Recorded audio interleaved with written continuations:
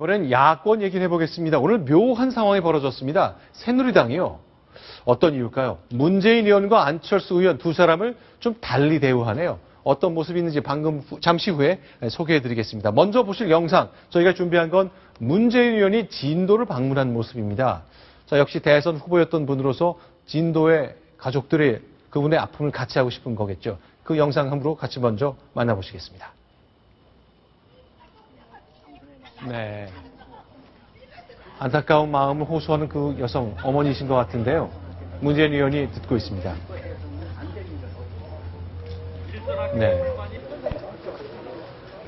네. 문재인 의원의 길에서 한 어머니가 눈물을 흘리는 모습입니다.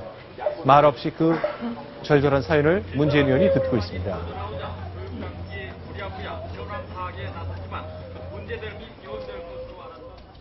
안전과 재난 관리에 대해서 정부가 총체적으로 무지하고 무능하고 또 무책임한 그런 우리 맨 얼굴을 보였다고 생각합니다. 또 이 사고 이후에 우리가 구조에 보였던 무능한 모습들, 거기에 뭐 야당도 함께 책임이 있는 것이죠. 어떠세요? 네, 문 의원의 현지 언급에서는 두 가지가 요소인데, 첫째는 정부의 무책임하고 네. 무능한 모습, 이것에 대한 공격은 뭐 다른 야권 인사들과 다르지 않습니다. 네. 그런데 이제 좀 눈에 띄는 대목은 거기에 덧붙인 이 사고 이후의 구조 수습에는 야당의 책임도 무능한 그런 구조 수습에는 야당의 책임도 없지 않다라는 부분을 덧붙인 부분인데요.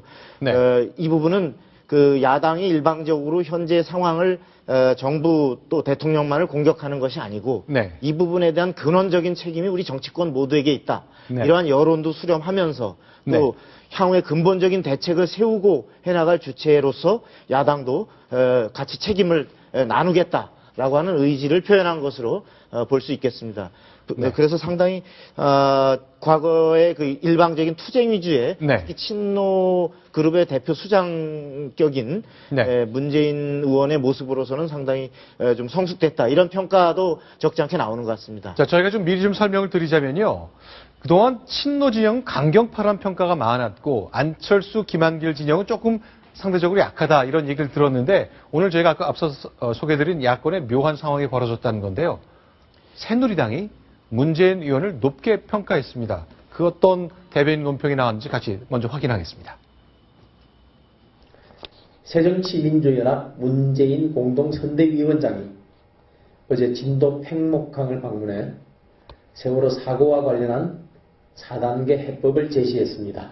수수는 구조 수습 전념, 원인 규명, 책임 추구, 안전한 대한민국 만들기로 기결됩니다. 이런 4단계 해법은 우리 새누리당 입장과 같게 환영하는 바입니다. 그런데 공동선대위원장을 맡고 있는 한 공동대표는 인식이 다른 것 같습니다. 그분은 국민의 분노를 이해하지 못하고 있는 대통령이라고 매도하더니 그 다음날 성명서까지 내는 등 연일 대통령에게 사과하라고 공격하고 있습니다. 네. 박대출 대변인이 바로 안철수 네.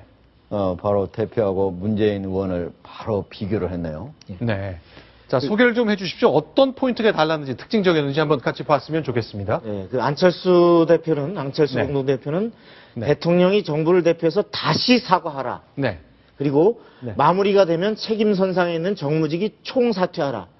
라는 그 대통령의 사과, 네. 그리고 정부의 사퇴, 여기에 무게를 뒀습니다. 반면에 문재인 의원은 안전한 대한민국을 만드는 일에 야당이 앞장서겠다. 8번째 소식이죠. 정치권이 합심해야 된다. 그리고 정부 여당이 요청하면 야당도 얼마든 협력하겠다라는 야당의 역할, 야당의 협력에 상대적으로 방점이 둔 것으로 비교될 수 있겠습니다. 근데 참 네. 궁금한 게 네. 그동안에 오히려 안철수 대표가 네. 상당히 온건파였고 네. 문재인 의원이 강경파였는데 이번 사건과 관련해서는 그 해법 네. 오히려 저 정반대로 된 것 같아요. 왜 그렇습니까? 그렇습니다. 서로가 각자의 평소에 약점이라고 하는 부분을 보완한 것 같은 인상을 주는데요. 네. 그러니까 안철수 대표는 흔히 지나치게 합리적이고 이론상 다 옳은 말씀만 하고 네. 돌파력이 없고 공격력이 없다, 전투성이 떨어진다, 이러한 비판을 많이 받았는데 네. 지금과 같이 국민의 분노가 상당히 모아지고 네. 정부에 대한 책임론이 비등한 상황에서 네. 안철수 대표는 여기서 공격의 수위를 대통령에게 또 정부에게 타겟을 확실히 맞춰서 네. 강도 높은 발언을 함으로써 본인의 존재감을 높여보겠다라고 하는 의도가 상당히 깔려 있는 게 아닌가 생각이 됩니다. 반면에 네. 그 문재인 의원의 경우는 친노 강성파 의원들의 좌장격으로 돼 있지만 네. 이러한 오히려 위기 상황에서 야당의 역할 그리고 협력해서 같이 책임을 지고 끌어나가겠다라고 네. 하는 대안적 이미지를 오히려 부각시킴으로써 네. 평소에 본인의 약점이라고 평가받았던 부분을 네. 보완하려고 하는 의도가 아닌가 그렇게 생각이 됩니다. 자, 그럼 이제 전반적으로요. 6.4 지방선거, 이제 한 달도 남지 않았습니다. 오늘 5월 5일이니까요. 그런데 그동안은 이제 쭉 흘러가던 것이 이 세월호 참사 후에 국면이 크게 바뀌었잖아요. 그런 점에서 야권도 사과해야 된다. 우리에게도 책임이 있다. 좀 성숙한 모습 보이려고 노력을 많이 하는 것 같고요. 그렇다면 새누리당 어떻게 해야 되는 겁니까? 지금 이와 관련해서 서울시장 그림도 많이 달라지고 있고 뭐라고 좀 봐야 되겠나요? 지금 새누리당의 고민 무엇인가요? 지금 새누리당은 네. 이 부분에 대해서 정부 여당에 대해서 따갑게 오는 비판에 대해서 네. 야당이 공격하면 야당이 무슨 의도를 갖고 공격한다 이렇게 네. 신경질적인 반응을 좀 보이는 경향이 있습니다. 근데 이것은 집권 여당으로서 매를 맞을 때는 확실히 잘못한 데 대해서 네.